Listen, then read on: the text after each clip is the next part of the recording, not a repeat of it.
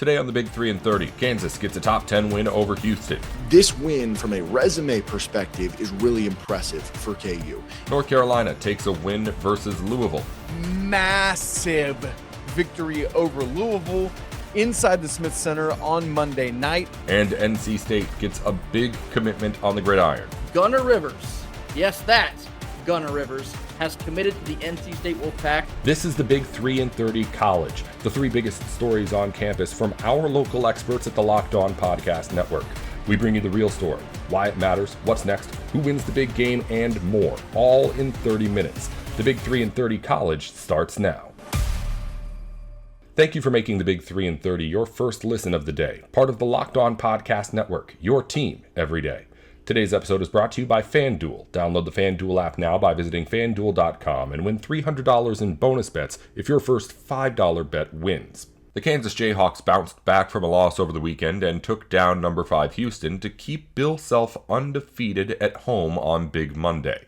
After the win, Derek Johnson recaps on Locked On Jayhawks. Kansas wins by 13, and this win, from a resume perspective, is really impressive for KU. It puts them in the at least tied top 5 in college basketball in most quad 1 victories. So already inherently, that's a boost to your resume. If you're looking at quad 1A wins, which is just kind of a more refined, even better, the elite of the elite victories, this now puts Kansas in a position where they are just one behind the lead. Duke has the most quad 1A wins. They have 7.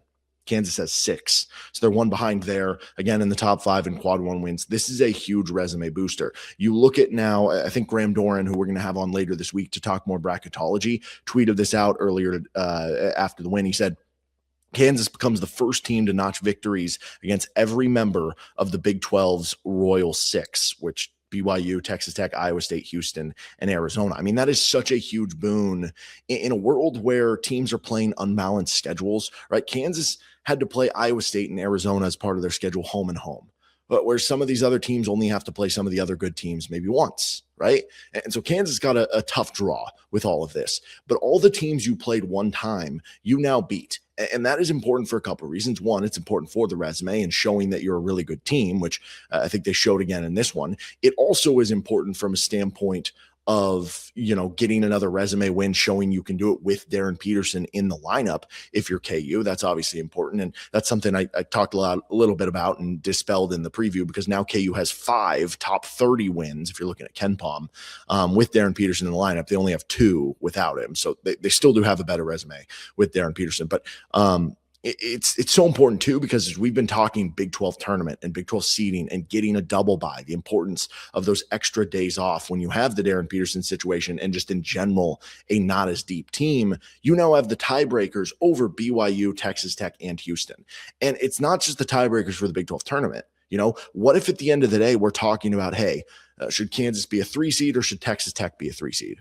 And Kansas has the head-to-head, right, for the NCAA tournament, not just the Big 12 tournament. What if Kansas keeps winning games and we're talking about on the 2 line? What if we're talking on the 2 line, hey, should Kansas be the 2 seed or should Houston be the 2 seed? Well, Kansas beat Houston by 13 points. These are huge wins that boost your resume. That could be the difference of getting a slightly easier path to making a deep run in March, right? So those are all important. Again, though, I don't want to understate the importance of having a win like this with Darren Peterson, because this was the type of win that you had to grit out, that you had to be tough. If you're going to beat Houston, you have to be tough physically and mentally. And with all the discourse and stuff going on around Darren Peterson, this wasn't the most pleasing game that Darren Peterson played. This was not a game that Darren Peterson is going to look up at the box score at the end of the day and go, I was 5 of 14 shooting. I had 14 points. But the fact that he stayed in there all the way through to the very finish, the fact that he was there, and I don't know, some spiritual level of fighting through it with the team, I think comes kind of important here for KU to get through it. And so the win in general is just the biggest positive here, right? And I think in general too, like a theme that we have had all season for this Kansas team, it's been what? It's been powering through adversity and the type of grit that this team shows. Think about the adversity, not just of coming off a loss, not just of losing to Cincinnati, but you think about the adversity of how the game started. KU gets a nice and one from Bryson Tiller to get the game started, and then Houston scores 11 straight points. And immediately you're down in a hole 11-3 after we just saw what happened on Saturday. But you climb back, you fight back, you grit it out, you end up taking a 4-point lead at halftime. You have a little bit of an offensive run at the end of the first half, but it was more about KU's defense just shutting down Houston at the end of the first half to allow that run, right? Showing that level of determination and grit and powering through for Kansas was so important, and continued that theme that we've kind of seen all season long. The defense was really good for KU in this one, right? Maybe a little fortunate of how Houston shot from three. There are a couple open ones that maybe Senac missed, and that was something Kelvin Sampson mentioned in the post game. Maybe a few here or there that one of their guards missed and stuff. I did think overall, though, a lot of the ones that the guards were taking, right? There's one I can think of that Sharp was just like wide open and he missed. But I will say a lot of the ones that Flemings or Sharp took were pretty well contested by KU in the end. Like the Senac ones were open, but he goes 1 of 4. Like, okay, even if he goes 2 for 4, it doesn't change the game, KU did a really good job defensively in this one. You hold Houston to 32% from the field. That's going to win you a lot of games.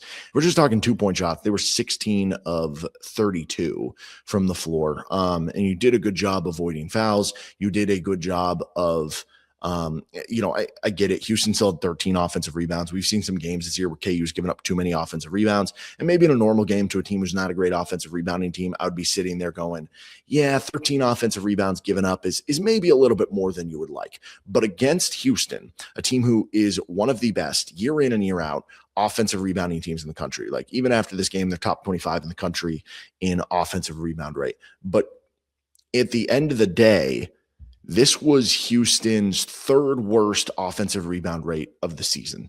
The only games that were worse, TCU, a game they won by 9, the Iowa State game that they lost, and now the Kansas game. So actually, this was a really good defensive rebounding game for KU, and part of playing good defense is grabbing the defensive rebound, and they did an excellent job of that. How about Trey White? I mentioned him a little bit earlier, 23 points, and this is a guy we had been talking about in a little bit of a rut for KU, and he really did a little bit of everything of what we had seen when Trey White was looking like an NBA player to get back into it this game, right? He was efficient. He goes 6 of 9 from the floor. He was making 3-point shots. He goes 3 of 4 on 3-point shots. I think above all, this is the big one for me with Trey White. Kansas as a team is not a great team at getting to the free throw line, but Trey White is, when he is on, a really good player at getting to the free throw line. And he did in this game. He goes 8 of 8 at the foul line. So it's not just that he was getting there, he was making them.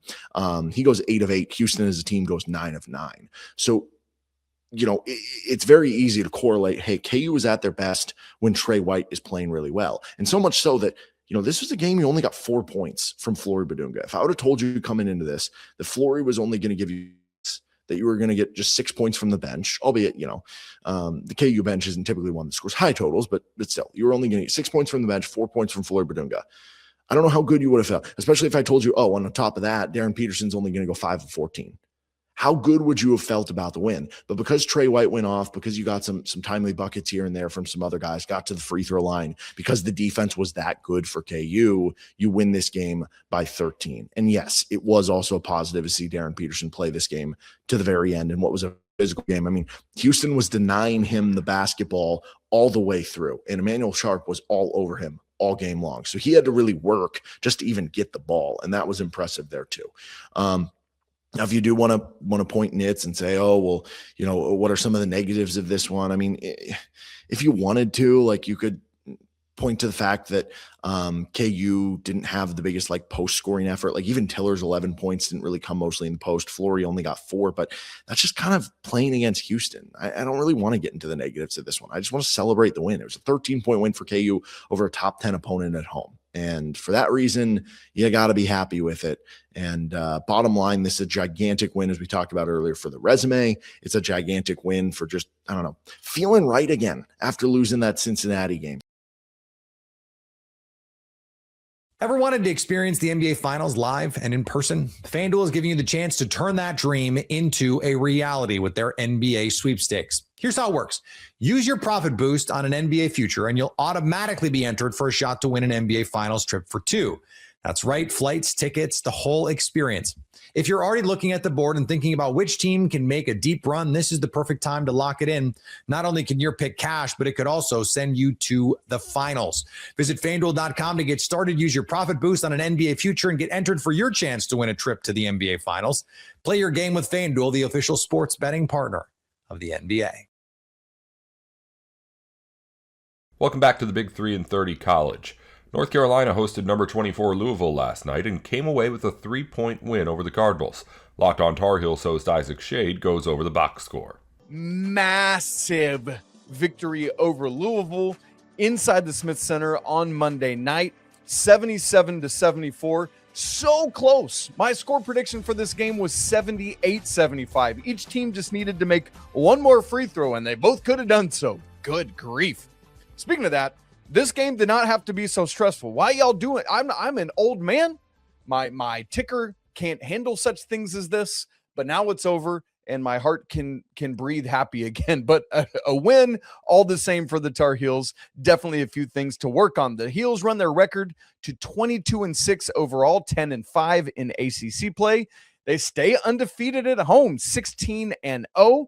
Importantly, now Carolina holds the tiebreaker not only over Virginia, not only over Duke, although they got to play them again, but also now over Louisville, who is right in the same spot in the standings as the Tar Heels. That could become critically important. Unfortunately, on the flip side of that, as you well know, Carolina doesn't hold the tiebreaker against NC State or Miami. That's important because right now the Tar Heels are tied for 5th with Clemson, who, by the way, Carolina plays at home next Tuesday night. Another really, really big important one. Now a game ahead of Louisville and a half game back of both Miami and NC State for 3rd and 4th place in the ACC. And that's why these games that the Heels shouldn't have lost are so frustrating, because you'd be in that double bye position already had you not done so. But you did, fine, whatever. Interestingly, Carolina stays in the exact same spot at Ken Palm, 30th, 31st in offensive efficiency, 38th in defensive efficiency. This is officially a party show. Yes, sir. Yes, ma'am. I don't care how stressful. I don't care how frustrating. That, yes, there are some therapy pieces mixed into this show, undoubtedly. But all in all, this is a party. By the way, this is not the only live show I'll be part of tonight. Later on, midnight Eastern, 11 Central, 9 Pacific time, we're going to have a live CBB college Locked On College Basketball squad show, unpacking the night, unpacking the new top 25, the top 16, all of that. Come join us. That'll be on the Locked On College Basketball channel. Larry Brown was in the building Monday night. Great to see him in there. All right, here's where we head if you're brand new with us on these live postcasts. We will look big picture at the game. We'll look at some nitty gritty of it. We'll look at what it means going forward, all that, so much more. We'll take a couple breaks. We'll look at your comments over there. So if you got questions or thoughts, drop them in over there and I'll go grab them later on. Carolina wins this game. Let's look big picture at it. I had said on today's show, the Tar Heels have a 3-game homestand before they go to Duke next Saturday night, March 7th. This game tonight, home against Louisville. Home on Saturday, Virginia Tech, late, 8:30 Eastern. And next Tuesday, as I just said, against Clemson. My thing that I had said is Carolina, to just feel good and feel like they've got the foundation they need to win 2 out of 3 of those games. And you know what's great about what they did? They just won, at least on paper, what is the hardest, most difficult of those 3 games. Now, you could certainly go mess it up by losing to Virginia Tech and or Clemson, sure. But you've taken care of business tonight. Again, more difficultly than you had to, but you got it done, and that's what matters. But now you got to continue to follow it up and continue to build on that success. Another reason I thought it was critical to get this win tonight is because this is now the 4th game without Caleb Wilson. In the previous 3, Carolina has beaten the teams that they were supposed to clobber, and they got basically clobbered by the team that was good in NC State. You know, Pitt, not great. Syracuse, not great. Carolina beat them, that's great. But what you needed to prove to the committee is that, hey, look, we are a legit club even without Caleb Wilson. And that's not to denigrate Caleb Wilson. That's to lift up the rest of the roster. And that is why tonight is so important, to say, hey, you see our biggest cheerleader over there on the sideline? Even though he's our best player, our guy Trimble's out here dropping 30 tonight. And that proves to the committee that, hey, yes, we were already planning to take Caleb Wilson's injury into account. But now that Carolina has this great quad 1 victory at home over Louisville, even without him, that to me cements Carolina into that kind of 5-7 range, assuming they don't drop the ball. Like, there's nothing again at Duke. You could lose that game and it's not going to ding you that much because you're expected to lose that game, right? The probability is that Carolina will lose that game. So honestly, the two games that matter most right now are Saturday, Virginia Tech, and Clemson next Tuesday. Got to win those games. Do not mess around. Don't get high and mighty off of this. You shouldn't get high and mighty off of this because there was enough that you left on the board, on the floor, that you need to go take care of business. And what was also really interesting was, remember, let's think early in this game, and we'll talk about how that came to be, but the Tar Heels were down 10, 23-13. They go on I think it was 30-6 run from there. And then they were back in the game and they just methodically worked their way to get this big lead. And man, that was so critically important. But I was curious to see, all right, the Tar Heels have this 1-point halftime lead. They've proven to themselves that they can compete with one of the top teams in the nation, even without Caleb. Can they now do it for 20 more minutes? And at least out of the gate, absolutely they could. And then they just held on for dear life while missing a bunch of free throws. But they did it. And what I love, I just alluded to it, but once again, Caleb Wilson, not moping, not like, all right, fine, good job, fellas. Dude, Caleb Wilson on that sideline, cheering like crazy, urging on his team, demanding excellence. When the rest of the roster is sitting down, he is up. It is incredible. All right, we got to get to Seth Trimble. How have we not talked about it? Career high 30 points. This, how many times have we all talked about Memphis Seth Trimble? Man, this was Memphis Seth Trimble tonight, you guys. Previous career high, 27 points last year against Dayton out in the Maui Invitational. This was his fourth career 20-point game. His second highest career game ever was 22 points earlier this year out at SMU, and just blew past that. What I love, Seth was in attack mode all night.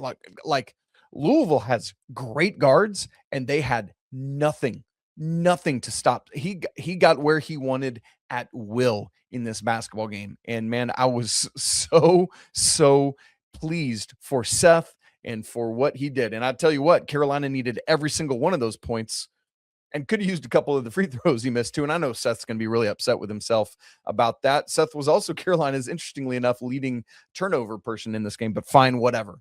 As I said, you got it done, and that's what matters. 30. Seth Trimble just scored 30 points. Incredible stuff. It's interesting because in this season, Seth Trimble has had his most incredible singular moment as a Tar Heel. Obviously, we all know what that is. I'll just say the three, and you know what I'm talking about, which oddly enough, Seth hit his first three tonight that he had hit since said three. But that was his best moment as a Tar Heel. This was his best game. Because, sure, as I just said, he was Carolina's leader in turnovers. And he was 7-11 at the free throw line. He's going to be upset about that. And he had the 30 points on a very efficient 11 of 16 from the field. But maybe the thing that's most important that Seth Trimble did in this game was what he did defensively. We'll talk more about it on the other side of the break. But, man, there have been a couple times this season when Carolina, think about it, has been blitzed by opposing guards. And tonight, Seth Trimble was not going to allow that to happen, and he demanded the same out of his teammates. That senior leadership is what Carolina needs from him, and he's been given it. It's just there have been a couple times when neither he nor the rest of the backcourt could slow down great guards. But tonight, let's not miss the job they did. Ever wanted to experience the NBA Finals live and in person? FanDuel is giving you the chance to turn that dream into a reality with their NBA sweepstakes. Here's how it works. Use your profit boost on an NBA future, and you'll automatically be entered for a shot to win an NBA Finals trip for two. That's right, flights, tickets, the whole experience. If you're already looking at the board and thinking about which team can make a deep run, this is the perfect time to lock it in. Not only can your pick cash, but it could also send you to the finals. Visit FanDuel.com to get started. Use your profit boost on an NBA future and get entered for your chance to win a trip to the NBA Finals. Play your game with FanDuel, the official sports betting partner of the NBA. Welcome back to the Big 3 and 30 College. NC State got a legacy commitment to start the week as Phillip Rivers' son Gunner committed to play for his dad's old school. The younger Rivers is one of the top quarterbacks in the class of 2027, and Grayson Boone joins Kenton Gibbs on Locked On Wolfpack to tell you the impact of this commitment. The Eagle, well, hasn't quite landed yet, but is committed to land in Raleigh, North Carolina. Top 10 quarterback in the 2027 recruiting class, Gunner Rivers. Yes, that Gunner Rivers has committed to the NC State Wolfpack, the first high school age son of Phillip Rivers. And I say first because obviously, there will be more. Gunner Rivers, he is an elite prospect in the 2027 class. As I said, he's widely regarded as a top 10 quarterback in that class, depending on which recruiting service you tend to look at. But obviously, he has the pedigree, he has the name, the legacy aspect of this for NC State. Dave Dorn and this NC State football recruiting staff, they have landed the legacy recruit of a lifetime. Well, Grayson, we never talk politics on this show, but I believe we're going to get about, 4 or 5 more representatives in the House based on the Rivers plan coming back this way? Yes, sir. I mean, boy, they bring a whole gaggle of kids with them. But in all seriousness, Gunner is a big-time quarterback, right? When you talk about the quarterbacks that we've had and the player development that we've had here, I want you to guess, Grayson, when's the last time we had a quarterback rated this highly coming to the Pack? I was going to say maybe Devin Leary, but I think, the legacy aspect of this, it just makes the whole ordeal bigger.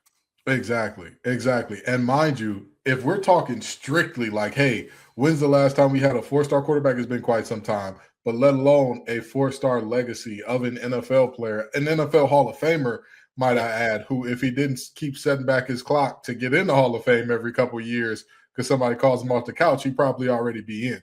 So, this is a massive, massive get for the Pack. And here's the thing.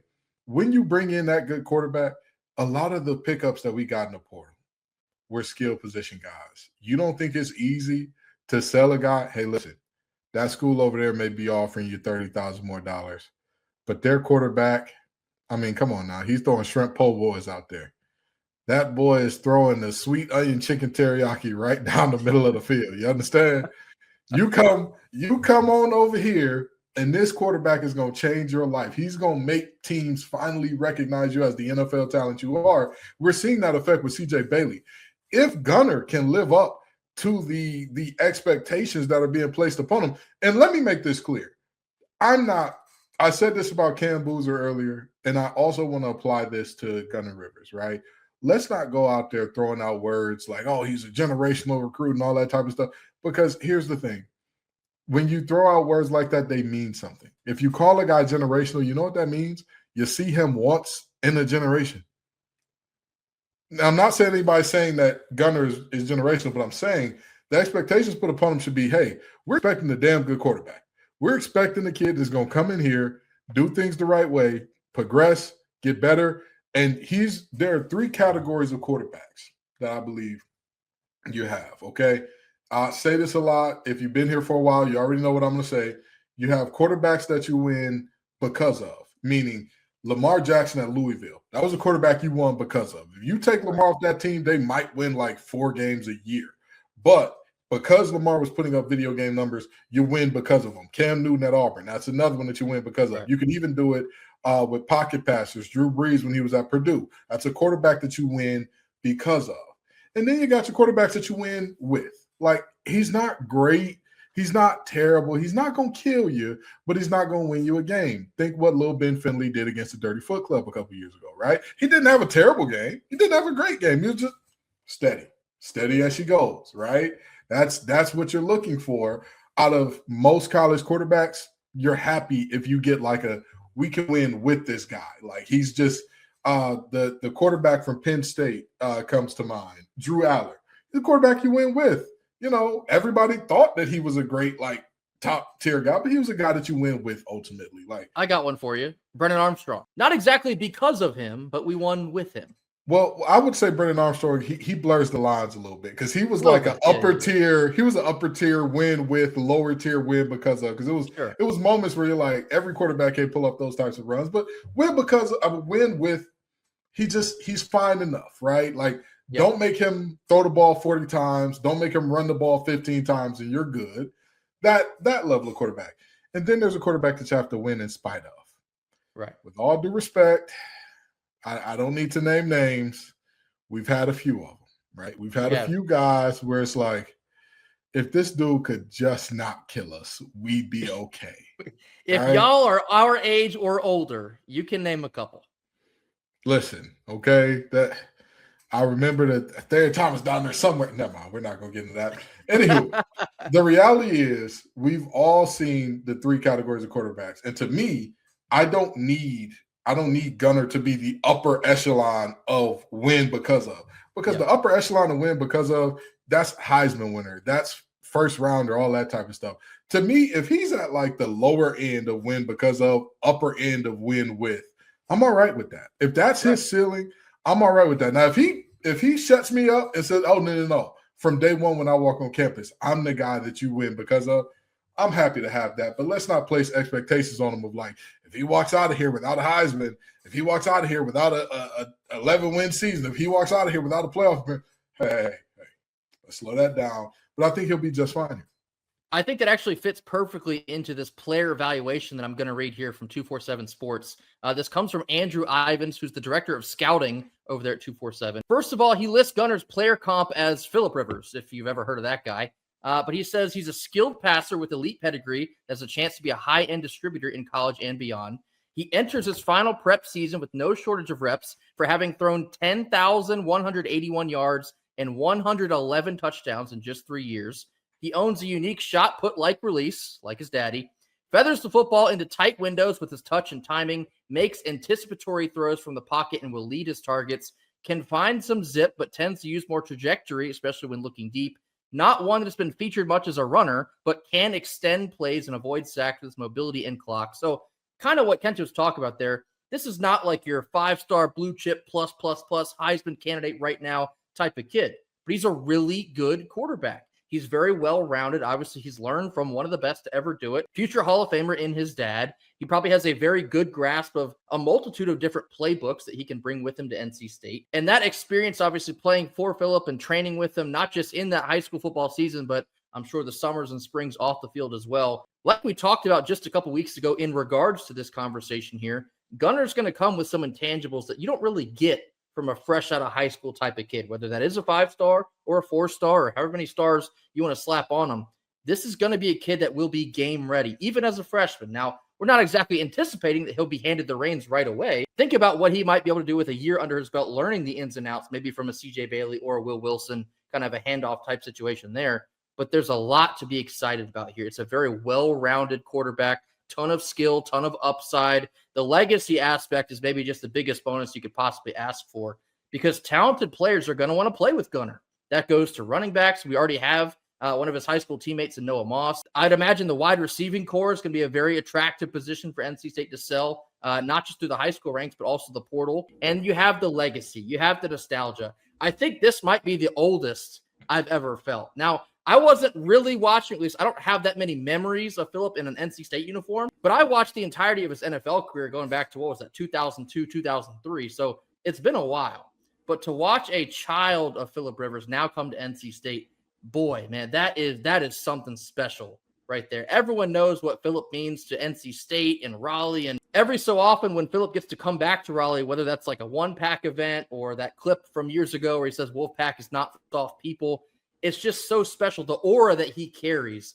And now Gunner, and again, to Kenton's point, I don't think we should get like totally overblown and say, this guy is our savior. This is the chosen one. He's going to lead us to the national championship. I think it's really important that we just let Gunner be Gunner. He's not going to be Phillip, but we need to let him be Gunner. Gunner is his own quarterback. He's his own player, his own person. But based on that pedigree, based on the intangibles, I think that person might be pretty special too. I just had to look something up here. 10,000 yards going into his senior year. Think about that. In my 3 years of playing at Cass Tech, none of our quarterbacks threw for that combined. Like literally. It's crazy. I played with an All-American quarterback in high school, and that kid didn't throw for those types of yards. That is wow. What a time it must have been to be a receiver on his team. But I will say this. There, like Grayson said, there's a lot of growing left to do. There's a lot of maturing left to do. And I think that this is a really ideal situation. You know, you want to have that that plan where one guy leaves and the heir apparent is already there, right? Not only the heir apparent, but also a guy to push the guys that are currently in that room, right? If you do the timing of this, CJ Bailey will either be, if Gunnar Rivers is joining in 2027, that means that CJ Bailey will either be off to the NFL or have transferred, knock on wood, or, be in his senior year. That gives you 1 year of Gunnar just sitting back, learning offense, learning what we do, learning how we do it, learning all those things. And then he gets to take the reins and say, all right, I'm doing my thing. And then for the guys in the room, hey, listen, you're going to straighten up and fly right. When the son of a legend is in that room with you, because you know, with all due respect, that name, in the words of Michael Irvin, it lay heavy, okay? And you can't just you can't just be messing around and mucking around. You got to take every rep seriously, which you should be doing anyway. But that provides an extra incentive because hey, this kid has got the goods. He's one of those ones, as the kids say today. And so, I'm excited to have him here, excited to see what type of talent comes with him. This is an overall exciting time to be part of the Wolfpack. And last point, and possibly the most important point, a ton of credit goes to Dave Doran, goes to Kurt Roper, and this recruiting staff. They made it their absolute priority that they were in the door, first one in line for the services of Gunnar Rivers. And NC State was his first offer. I think it was maybe like a year and some change ago. They've made it apparent to get every camp, every visit, everything that they can get this kid to come to. They made it well known that Gunnar was their top priority for the quarterback position. And the likes of Texas and Auburn and Georgia, they were all involved, but you've seen them kind of take quarterbacks off the board for 2026, 2027. NC State has not done that. They have proverbially put all of their eggs into the Gunnar Rivers basket. And boy, has it paid off now as you have landed the legacy recruit of a lifetime. When the two of us say generational recruit, we're talking because of the name here, the legacy that this means for NC State. It's not so often that you see a great quarterback go on to produce a son that could potentially be as great or maybe even better at that same university. So it's a really big deal. It's going to be one hell of a college football story. And you certainly hope if NC State can play their cards right in the realm of NIL and donors and rev share, this could be a monumental turning point for NC State football now and in the future. Like I said, recruits are going to want to play with them. People are going to want to pony up the money to get those good players to play alongside of them. This could be a moment in time that gets remembered for a very long time. NC State has landed Gunnar Rivers, a top 2027 quarterback in that class. That's all for the Big 3 and 30 College. If you follow pro basketball or football, the Big 3 and 30 has shows for the biggest news in the NBA and NFL going up every weekday just like this one. Just search the Big 3 and 30 NBA or the Big 3 and 30 NFL wherever you're listening or watching now. Thanks again for tuning in to the Big 3 and 30 College.